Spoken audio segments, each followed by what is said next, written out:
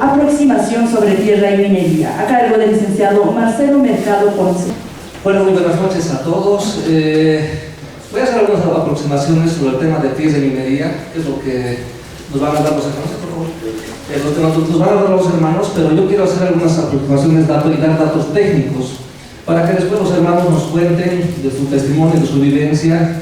¿Cuál es la problemática? Hay muchas problemáticas allá en la nación Ceja, como también en muchas naciones de pueblos indígenas de tierras bajas, pero quiero señalar algunos datos para contextualizar especialmente a los estudiantes que no han ido a visitar estos pueblos indígenas. Sí. Bueno, aquí tengo un mapa que me gusta mostrar bastante, que ven todo este sector que ocupan los diferentes pueblos indígenas de tierras bajas, ¿no? Entre ellos, por ejemplo, acá están los Cejas, y hay otros, ¿no? Como los Cabineños, Chacobón, Molima, etc.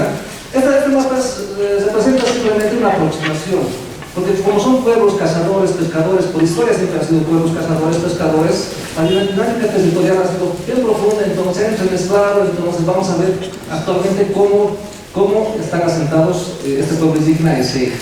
Sin embargo, lo que quiero mostrar es, miren, la diversidad de pueblos indígenas que existen en tierras bajas, y como siempre dice nuestro director, sería bueno como antropólogos visitar todos estos pueblos indígenas, ¿no? Y qué mejor, como muchos antropólogos han dedicado su vida prácticamente a estudiar algunos de estos pueblos. Siguiente. Entre lo que es el pueblo de Ceja, lo que queda del pueblo de Ceja, porque bueno, tiene muchas problemáticas, entre ellos el asentamiento de otras comunidades interculturales, el crecimiento de la mancha urbana, el tema del saneamiento y titulación realizado por el INSA, pero nos van a confirmar los hermanos. Estas serían las comunidades que tienen actualmente los Cejas. La comunidad Villanueva, que está en Pando, en el municipio de Ingavi; Portacholo Bajo, que está en el municipio de Puerto González Moreno, ¿verdad? Que también está en Pando; Portacholo Alto, que está también en Pando; esta otra comunidad que es Chiquía, que está también en el municipio de San Lorenzo, en Pando; y las Amalias, que están en el municipio de Ingavi, que está en Pando. Entonces son 5 comunidades que tenemos que están en Pando. Hay estas otras comunidades que están en Puerto Salinas, justamente acá el hermano Pacheco, que es el hermano Limber, que es de Puerto Salinas, que está en el Beni, el Yoquibo, ¿no es cierto?, San Buenaventura, La Paz, que es el hermano Pacheco, y San Vicente de Branca, ¿no? Entonces son las 8 comunidades que actualmente tienen asentamiento del pueblo de Ceja. Siguiente, por favor. Aquí está el mapita. Aquí abajo, miren, esto es el Beni, si pueden reconocer. Todo esto está el Beni, y aquí está ya La Paz. Aquí están estas 2 comunidades, ¿no? Una está en el lado de La Paz, que sería el Yoquibo, en San Buenaventura; la otra está en el Beni, que es Puerto Salinas. Las otras comunidades están en Pando, miren, esa distancia, estos territorios discontinuos.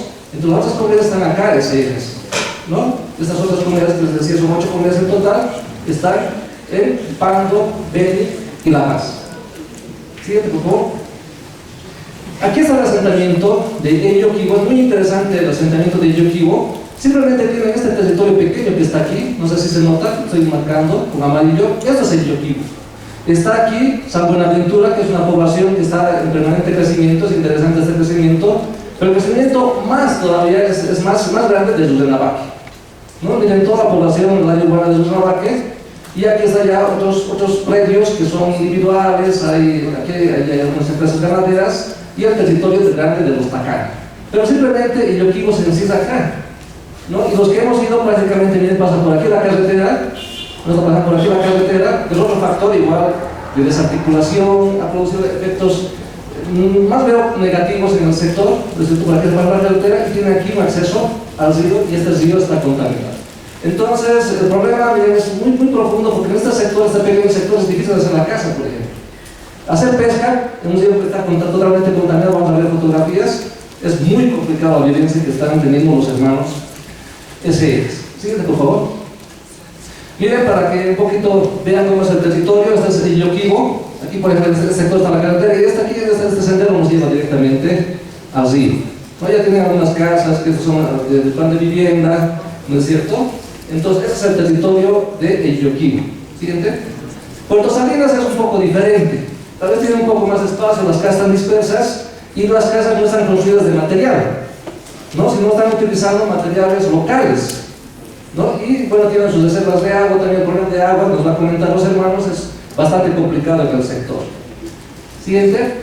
Además, yo quiero, aparte de todos esos asentamientos, he identificado pueblos en aislamiento voluntario. Quisiera también que los hermanos nos puedan decir que en este sector hay pueblos en aislamiento voluntario, es decir, que nadie los puede ver, simplemente están entre ellos, no se acercan a las ciudades, ¿no? Y son pueblos transfronterizos o transhumantes que vienen, que van hasta el Perú, vuelven otra vez a Bolivia y de aquí se trasladan al Brasil. Entonces, esa es la dinámica de este pueblo que está en aislamiento voluntario junto con los toromones. Miren, en Bolivia el saneamiento de tierras y titulación ya tiene un avance muy importante y todo lo que está en verde, este verde oscuro, ya está titulado. Todos estos sectores están titulados para diferentes pueblos indígenas, aquí pueblos indígenas aymaras, pueblos indígenas quechuas, pueblos indígenas del Chaco, pueblos indígenas de la Amazonía. Lo que está en rojo son haciendas, son empresas agropecuarias o ganaderas. Miren, todo este sector que está en verde. Y lo que está en verde más claro son tierras fiscales. Muchas son tierras fiscales no disponibles, es decir, son reservas naturales, son áreas protegidas. Pero de esto hay todavía la esperanza de que se les pueda distribuir y se pueda dotar a los pueblos indígenas en todos estos sectores, lo que está pintado en verde claro. Ahora, ¿cuál es el problema de esta dotación? Es que hay mucho compromiso del gobierno de dotar estas tierras no a los pueblos indígenas de tierras bajas, sino a poblaciones interculturales, es decir, a poblaciones aymaras, quechuas, bueno, que tienen el poder político. Entonces prácticamente todos esos sectores que podrían ser de dotación para compensar, para que estos pueblos puedan pervivir, bueno, prácticamente están rodeados por comunidades interculturales. ¿Sí? Por favor. Entonces, miren, esta es la distribución de tierras. Tenemos el 30% de tierras fiscales, que ahí se podría hacer una distribución, 15% de empresarios ganaderos, agropecuarios, 24% de pueblos indígenas, entre quechuas, aymaras, pueblos indígenas del Chaco, y comunidades interculturales, el 28%. Entonces, este 28% va a crecer. Con esto están sumándose a esto. Entonces, al final, las comunidades interculturales en Bolivia van a ser el 58% que ocupen del territorio nacional. ¿Cuáles son los problemas que tienen actualmente? Son muchos los problemas que tienen en el territorio los pueblos indígenas, los SECAS, los tacanas, sí, todos los pueblos que viven en tierras bajas. Uno, principalmente la migración de interculturales. Hay mucha migración de interculturales, y no es de ahora, es desde los años 50, los pueblos aymaras, los collas, han empezado a migrar al trópico, han empezado a migrar hacia el oriente, y hay poblaciones que están totalmente controladas por collas. Eso también quisiera que lo digamos, hermano, de manera abierta, no nos vamos a molestar. Hay muchas poblaciones que están controladas por los collas, tenemos Santa Cruz, Montero, San Julián, toda la Chiquitanía, Trinidad, Guayaramerín, Zinoralta, Cobija, San Borja, etc. La migración colla es bastante fuerte. Y la cultura aymara que tiene otra lógica, ¿no es cierto? No son cazadores, no son pescadores, entonces ellos están buscando lucrar con esas tierras, ¿no es cierto? Entonces las hacen trabajar, las explotan, le dan otra vocación a la que tiene la tierra, ingresan ganadería intensiva, agricultura mecanizada. Entonces todo el paquete tecnológico de la revolución verde es un problema bastante fuerte. Además que saben que el colla lleva su cultura, lleva su música, lleva sus tradiciones.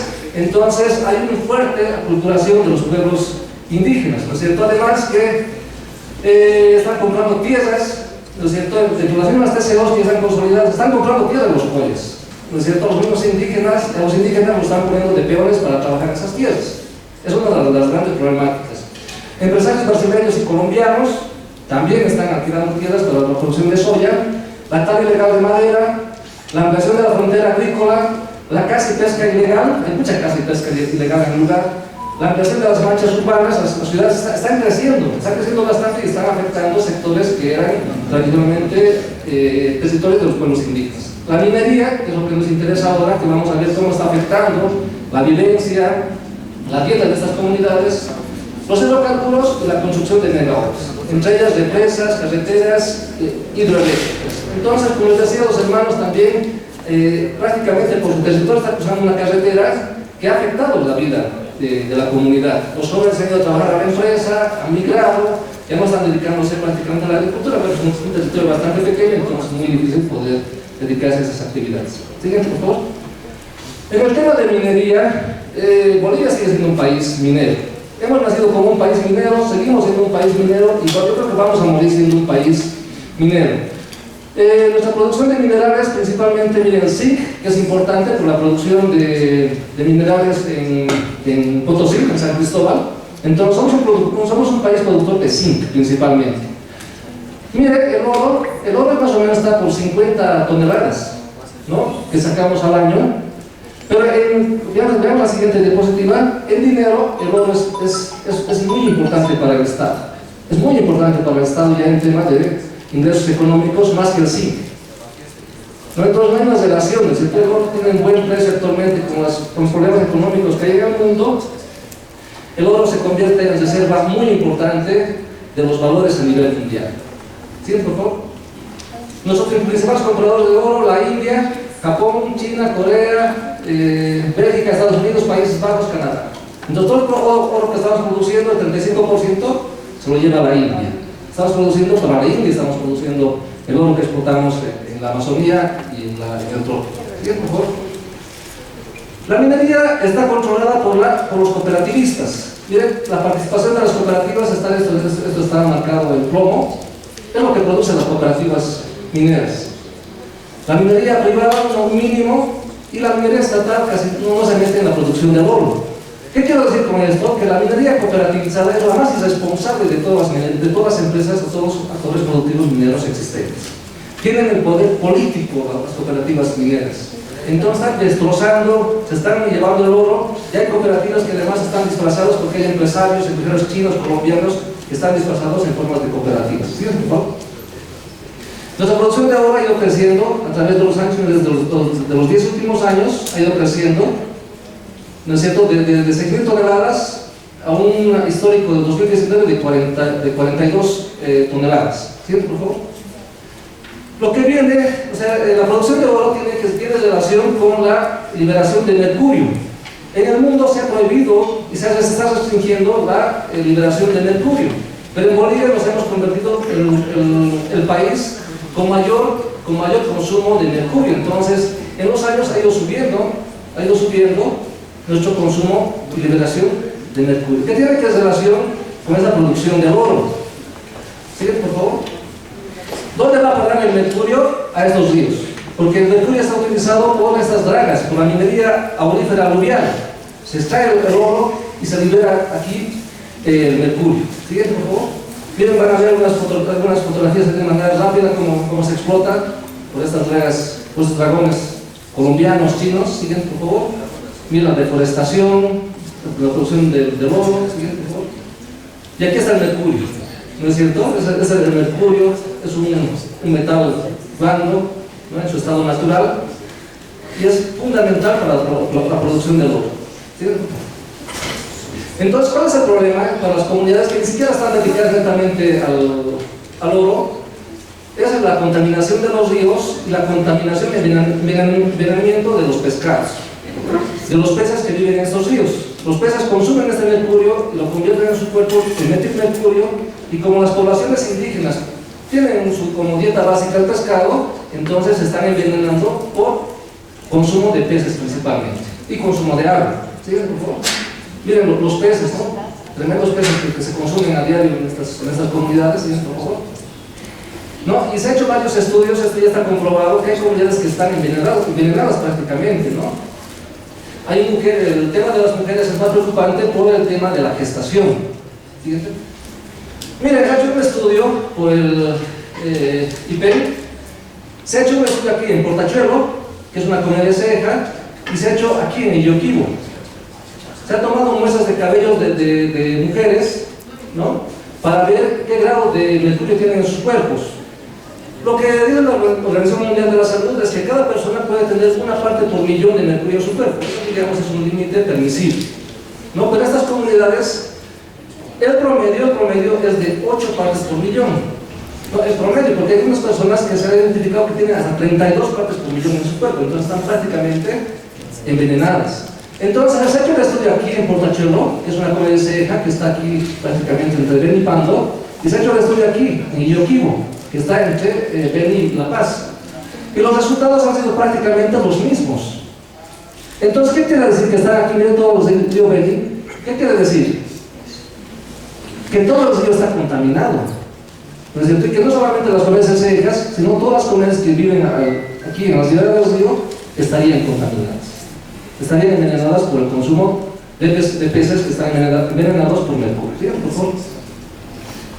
Miren, este es el estudio que se ha hecho, y estas son, miren, se ha hecho un estudio comparativo en Brasil, Venezuela, Colombia y Bolivia, y prácticamente los niveles de mercurio en las mujeres es de casi 8 partes por millón. Se han examinado 64 mujeres, y algunas lógicamente tienen más, otras menos, pero entre ellas hay mujeres que tienen 32 partes por millón. Ya hemos visto en el lugar, cuando fuimos también a Puerto Salinas, hemos visto que hay mujeres que están prácticamente enfermas, ¿no es cierto? Están bastante enfermas en el lugar, tienen muchas dolencias. ¿Sí, por favor? Esta foto yo he tomado en Yoquibo. Miren, es un niño que está caminando por ahí, pero si notan hay una particularidad de este niño, el cabello, ¿verdad? Es prácticamente rubio, y no es por la ascendencia que ellos tengan europea, ¿no es cierto? Es por la contaminación del mercurio. Hay muchos niños, muchas mujeres, muchos jóvenes que tienen el cabello así, no prácticamente rubio. ¿Sí, por favor? ¿Qué problemas ocasiona el tema del mercurio, que es el mal de Minamata? Problemas sensoriales, torpeza en los movimientos, reducción de la visión, les produce ceguera, dificultad en el habla, pérdida de audición, movimiento difícil de los ojos, temblores, dolor en articulaciones, problema en el uso de los dedos, dolor de cabeza, fallos en la memoria, defectos genéticos, desmayos y degeneración general del sistema nervioso. Entonces es una enfermedad bastante grave. Con esta carta que ha sido suscrita por ellos mismos el año 2020, desde el pueblo de Ceja, tal vez no se nota, vamos a ver, siguiente por favor. Es una carta abierta al pueblo boliviano, del pueblo indígena Ceja, de la comunidad de Yoquibo, que dice: hermanos bolivianos, desde la horrorosa viruela que llegó a las Américas en el siglo XV hasta el COVID-19 del siglo XXI, hay un común denominador: la extinción de los pueblos indígenas. Nunca pensamos quienes sobrevivimos encontrarnos en esa situación tan pero tan dura. En nuestro pueblo indígena Ceja, en el norte de La Paz, en la comunidad de Yoquibo, nos encontramos frente a ese abandono de médicos, insumos y medicamentos. Nosotros quisimos del río nuestros modus vivendi, ese que arrastra desde las montañas todos sus desechos de las ciudades y deja el mercurio en las mineras instaladas en los niveles más abajo. Este es el momento de quiebre. No queremos ser parte de los textos escolares que narran las aventuras de los indígenas, ciertas o no. No queremos que compongan como homenaje canciones a nuestras costumbres o disfracen en las horas cívicas. Queremos ser parte de la historia viva del desarrollo y del respeto al otro. Hoy necesitamos del Estado exigirnos el cumplimiento del derecho básico a la vida. Nos estamos extinguiendo. Apelamos a las instituciones, organizaciones, a todos los ciudadanos para que miren sus ojos hacia los Cejas de la comunidad de Yoquibo. Nuestras 60 familias que claman por eso, que debería ser siempre una constante la solidaridad. Una carta del 2020 que ha sido muy bonita, que quiero terminar con esto mi participación y agradecerles a los hermanos su visita y a ustedes por su asistencia acá. Muchas gracias.